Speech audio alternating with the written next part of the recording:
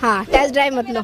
लेकिन जो नाबालिग होते हैं वो भी आजकल पार्क में आके हम 4 मिलके एक नहीं पटा पा रहे हैं तो कहाँ से होगा? 4 मिलके एक नहीं हो पा रहा है हमारा। अब देखिए वेस्टर्न जो कल्चर जो है, जहाँ पे बाप का पता नहीं होता है कि उनका बाप कौन है, तो मैं जानना चाहता हूँ कि यहाँ पे कुछ लड़कियाँ हैं, उनसे जानना चाहता हूँ कि भारत में भी ऐसा होना चाहिए कि वैलेंटाइन डे मनाना चाहिए कि नहीं?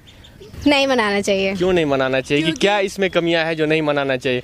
एक कपल्स को क्यों नहीं मिलना चाहिए?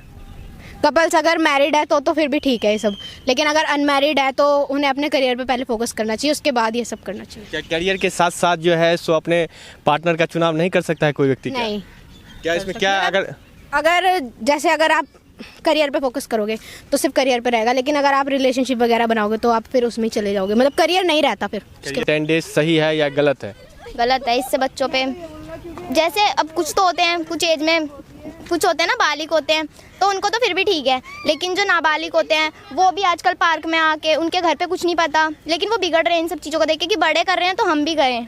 तो आप चाहते हैं कि यहाँ पे इस सब चीज़ों पे रोक लगे? हाँ, लगना चाहिए।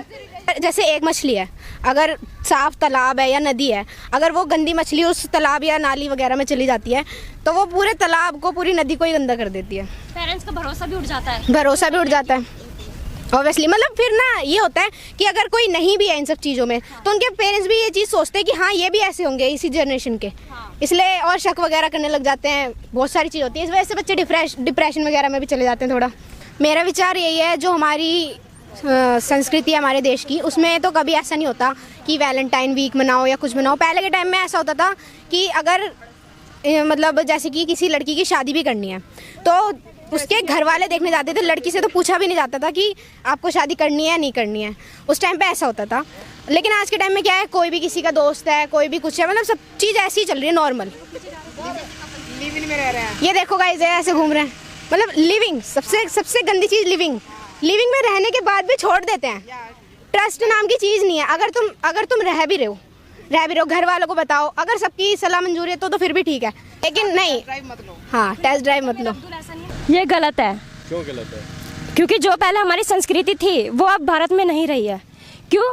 क्योंकि बच्चे जो हैं युवा अवस्था में बच्चे वैलेंटाइन डे वीक मना रहे हैं, घर से झूठ बोल के आ जाते हैं और ये पार्क में गुलछल्ले उड़ा रहे होते हैं। सिंगल लोगों के लिए तो यही है कि वो कहेंगे नहीं बनाना चाहिए, लेकिन कपल जो लोग हैं वो तो कहेंगे कि हाँ बनाना चाहिए।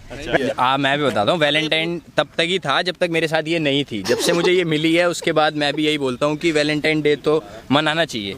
जब तक ये नहीं थी मैं भी बोलता था नहीं मनाना चाहिए, गलत चीज़ है, पर अब ये साथ है तो लगता है कि मनाना चाहिए। लव मैरिज करेगा ये? मतलब आप चाहते हो कि भारत में भी बाप का पता न चले कि कौन किस? नहीं, पता चलना चाहिए, लेकिन अब ये बोलेगी ना तो गुस्सा करती है, फिर नाराज हो जाती है कभी कभार, तो मनाना तो इसको पड़ता ही है ना।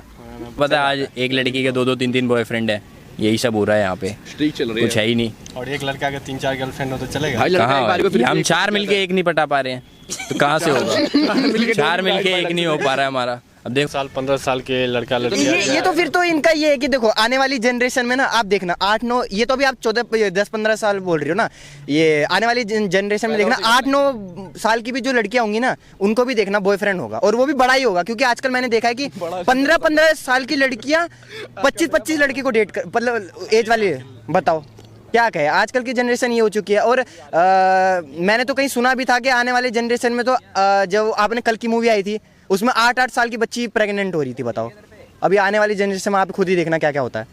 अब क्या ही कहे, बताओ।